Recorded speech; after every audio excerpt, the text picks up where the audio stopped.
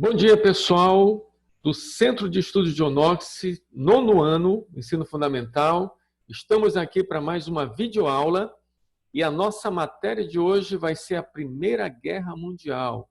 Você vê aí na tela do seu computador, aí o período em que ela ocorreu, 1914 a 1918.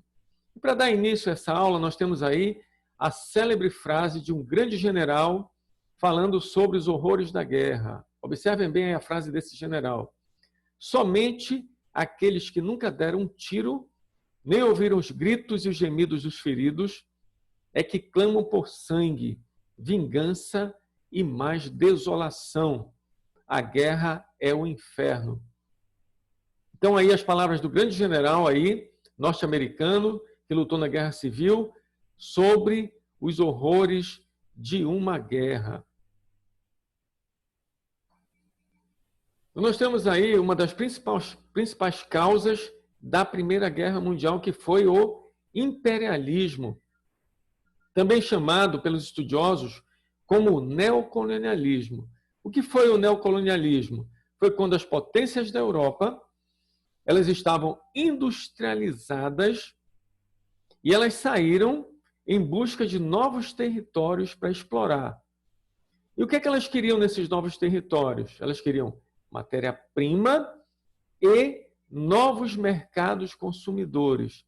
Tudo isso para suprir as suas indústrias.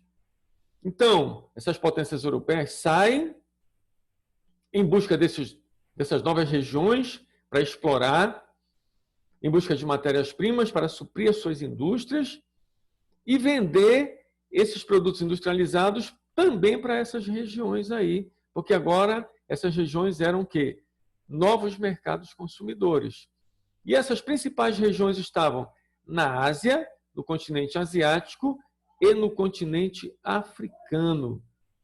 Agora, uma coisa interessante é o seguinte aí, olha só, observe bem, que essas regiões que foram exploradas naquele momento da história por uma burguesia presente nos estados europeus, elas criaram problemas sociais e políticos que existem até hoje no mundo. Então, por causa daquele momento histórico lá, que vai enriquecer a Europa, mas, em consequência, vai explorar esses países lá nesses continentes, vão surgir problemas que persistem até hoje, no presente. Então, uma coisa interessante aí. E também, essa questão aí de exploração de novos territórios, ela vai gerar a Primeira Guerra Mundial. Por quê? Porque todas as potências saem ao mesmo tempo. E uma ameaça a outra em seus interesses individuais. Então, as potências europeias vão sair, vão buscar novas áreas para explorar, novos mercados consumidores, mas elas vão sair ao mesmo tempo. E os seus interesses aí vão ser o quê? Ameaçados. Não é à toa que essas mesmas potências, com o tempo, elas vão se organizar em alianças militares. Por quê? Porque elas sabem que mais cedo ou mais tarde o mundo vai entrar em um grande conflito. Então, nós temos aí uma coisa importantíssima também gerada pelo neocolonialismo, que é a política de alianças. Então, a política de alianças é quando os países da Europa eles começam a se organizar em alianças militares. Alianças militares. E essas alianças militares aí são formadas por blocos rivais. Nós temos aí, olha, que existe uma rivalidade aí anglo-alemã já. Essa rivalidade acontece por quê? Porque a segunda revolução industrial, a primeira começou na Inglaterra, século XVIII, como nós estudamos ano passado. A segunda revolução industrial, ela acontece aí no século XIX, em meados do século XIX. Então, e essa segunda revolução industrial, ela é liderada agora pela Alemanha. Porque a Alemanha, ela aperfeiçoa um processo criado, inclusive na Inglaterra, que é o processo Bessemer. E esse processo consiste em quê? Na transformação do ferro em aço, principalmente. Mas não só isso. Na utilização, na segunda revolução industrial ainda, na utilização de novas fontes de energia também. A energia elétrica e do motor a combustão, principalmente o motor a diesel. Então, na segunda revolução industrial, a Alemanha ela aprimora o processo Bessemer e transforma mais rapidamente o ferro em aço, e por causa disso surgem novos armamentos, novas armas de repetições, navios encouraçados, canhões de aço, etc. E ela começa a utilizar novas fontes de energia também, como a que nós falamos agora, energia elétrica, motor a combustão a diesel. E aí a Alemanha sai na frente. E por ela sair na frente, na segunda revolução industrial, ela rivaliza com a Inglaterra. Então a Alemanha agora, ela representa o quê? Uma ameaça à hegemonia inglesa a nível mundial. Então olha só aí, estamos falando aí de política de alianças, de rivalidade bélica. E aí surgem aí como rivais Alemanha e Inglaterra. Esse ponto que eu falei aí foi um dos pontos que levou aí essa rivalidade, ok? Segunda rivalidade aí, rivalidade franco-alemã também. Por quê? Como nós vimos ano passado aí, ocorreu uma guerra entre França e Alemanha, quando os alemães expulsaram os franceses dos seus territórios, ou do seu território. Olha só aí, em 1871 aconteceu uma grande guerra, a Guerra Franco-Prussiana, onde os alemães tomaram da França territórios ricos em minérios de carvão e ferro. O nome desse território, Alsácia e Lorena. Então, aí com a Guerra Franco-Prussiana, esses territórios aí passam para as mãos dos alemães. E isso aí, consequentemente, gera uma rivalidade entre a França e a Alemanha. E aí, os franceses querem naturalmente o quê? O revanchismo, que eles vão colocar em prática na Primeira Guerra Mundial. Eles querem vingar a sua derrota. Então, olha aí, a política de aliança que nós falamos anteriormente. Então, surge aí a Tríplice Aliança, formada por quem? Alemanha, Império Austro-Húngaro e Itália, também conhecidos como Impérios Centrais. E do outro lado, surge a Tríplice Entente, formada por quem? Rússia, França e Inglaterra, ou Grã-Bretanha. Esse sistema de blocos tornou-se uma bomba relógio. Olha só aí, quando as tensões entre os países tornaram-se incontroláveis. Então, não é à toa que os estudiosos, os historiadores, eles chamam esse período aí como um período da paz armada. Quando esses países aí, essas potências, estão lidando com as rivalidades e estão, ao mesmo tempo, prevendo um futuro conflito. E o que é que eles fazem aí? Eles começam a se preparar para esse conflito, se armando, usando aí as novas tecnologias existentes, usando a sua prosperidade econômica para investir na indústria bélica, indústria de armamentos.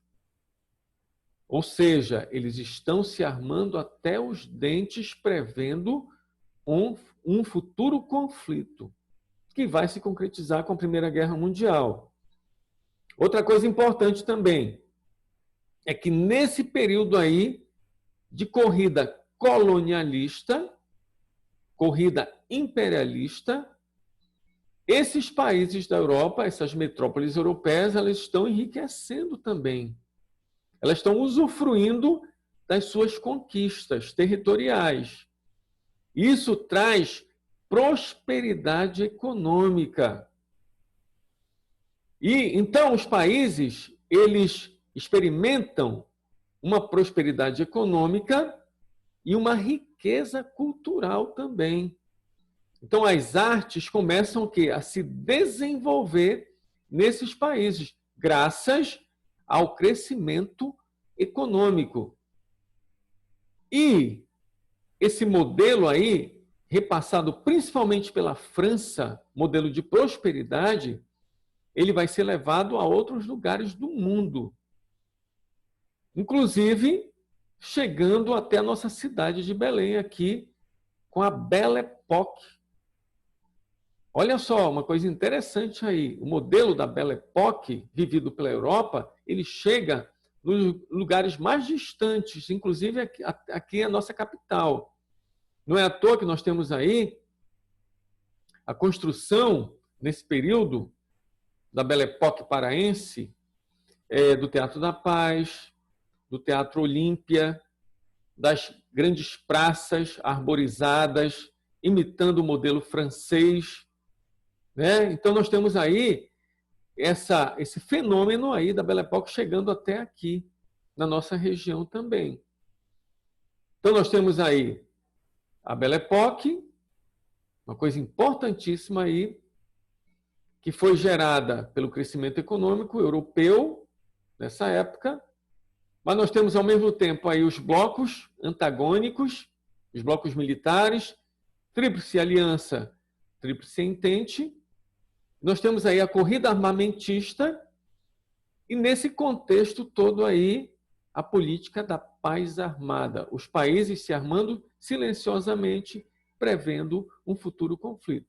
Agora, outra coisa importantíssima também é que antes da Primeira Guerra Mundial existiam alguns impérios que hoje em dia eles não existem mais.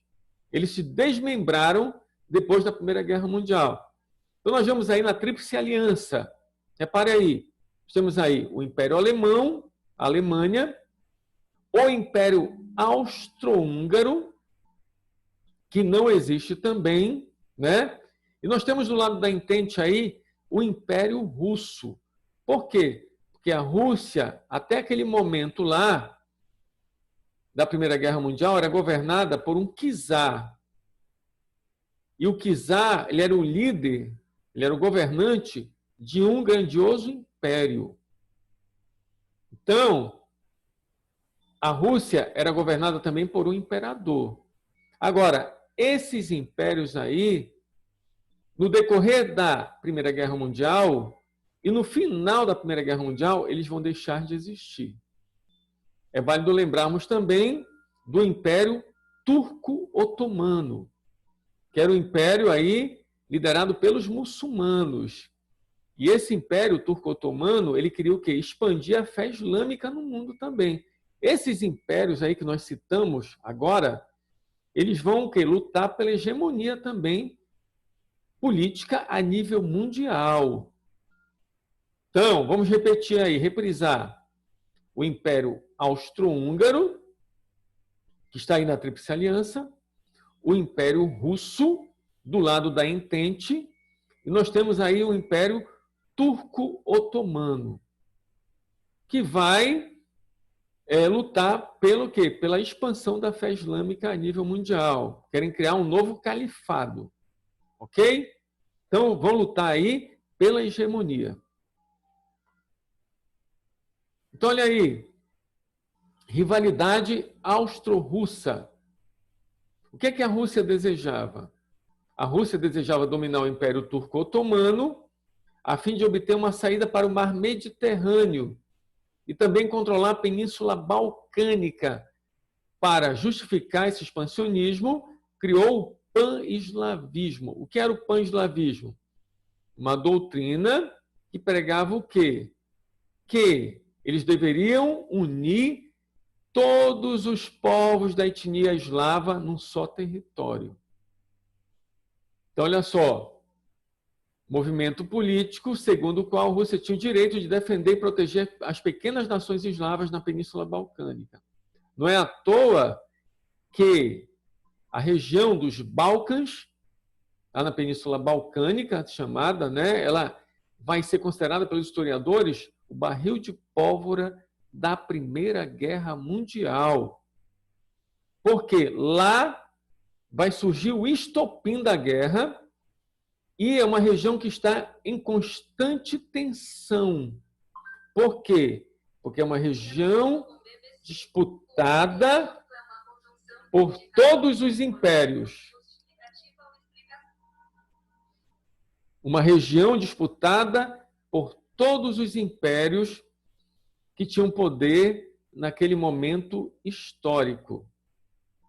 Nós temos também aí uma coisa importantíssima, que é o nacionalismo da Sérvia. A Sérvia era um país que ficava ali, naquela região, era uma pequena nação eslava, independente. O seu objetivo era reunir todos os povos eslavos num só Estado também. Então, o projeto sérvio, ele contrariava os interesses da Áustria e da Turquia, do Império Turco-Otomano e do Império Austro-Húngaro. E aí, a Rússia, que era aliada à Sérvia, eles propõem o quê? Criar um grande país naquela região ali, que seria chamado de a Grande Sérvia. Eles queriam criar aquele país ali, unir a Sérvia, junto com aquela região ali dos Balcãs, da Bósnia-Herzegovina. Então, eles iam pegar ali, ia haver uma intervenção da Rússia, junto com a Sérvia, eles iriam criar um novo país de etnia eslava, chamada de a Grande Sérvia. Por outro lado, aí, os alemães, eles tinham interesse também naquela região, porque eles pretendiam construir uma ferrovia chamada Berlim-Bagdá. Por que eles queriam construir essa ferrovia? Para ter acesso direto ao petróleo da Mesopotâmia, que é o atual Iraque, acabando com a primazia dos ingleses. Então, os alemães ali têm interesse naquela região porque eles vão construir uma ferrovia que vai ligar Berlim até Bagdá. E para chegar a Bagdá, eles têm que passar essa ferrovia por dentro dessa região também. Mas nós temos também aí uma outra questão importante, que é a exacerbação do nacionalismo. Nós vamos ver aí, no período anterior à Primeira Guerra Mundial, os países, eles estão o quê? Pregando os seus nacionalismos. Eles estão o quê? Protegendo os seus interesses nacionais. Até porque, como nós falamos no início da aula, os países da Europa, as metrópoles europeias, elas estão ali buscando seus interesses na nova colonização ou no novo colonialismo. E esses interesses são o quê? Econômicos. As suas riquezas, elas existem por causa desse novo colonialismo. E eles vão querer proteger esses interesses aí econômicos, pregando a proteção dos seus nacionalismos.